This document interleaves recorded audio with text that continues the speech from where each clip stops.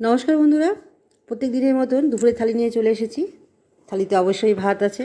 আজকে তেমন কিছু রান্না নেই। কালকে দুরকম মাছ হয়েছে বলে কেউ আজকে মাছ খাবে না। ডাল করে নিয়েছি, লাউ ডাল, পুঁই শাক, চাটনি আর ডিম অমলেট। আজকে পাঁপড়ও নেই। এটা মেয়ের জন্য থালাটা সাজিয়ে নিয়েছি। আর পুঁই শাক বলতে একটা কথা মনে পড়ে গেল। প্রত্যেক দিনই কিছু না কিছু মনের কথা শেয়ার করি। আজকে পুঁই শাকের কথা শেয়ার করছি। পুঁই শাক আমাদের বাড়িতে গাছ লাগিয়েছিলাম, আমার বিয়ের আগের কথা বলছি। তখন ছাগলে খেয়ে নিয়েছিল বলে পুঁই শাক খেতে ইচ্ছে করছিলো বলে, তো পাশের বাড়ির থেকে আমার ঠাকুমা দাদুরা পুঁই শাক তুলে নিয়ে এসেছিল। দাদু গিয়ে তুলে নিয়েছিল। সেই সময় দাদুকে ওরা চোর বলেছিল।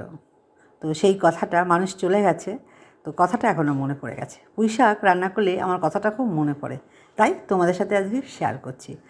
মানুষ কী রকম না, আগে তো এসব চলতো না, এর বাড়ি তার বাড়ি জিনিস নিয়ে খেত। তবুও ওরা একটু খুব অহংকারী ছিল। ওরা কিন্তু আমাদের না বলে জিনিস নিত, সেই বলা দোষ হতো না।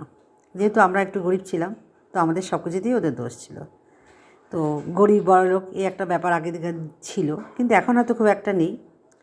তো কেমন লাগলো আমার এই গল্পটা? লাইক কমেন্ট শেয়ার অবশ্যই করবে, আর পাশে থাকবে, সাবস্ক্রাইব করে দিও। চলো আজ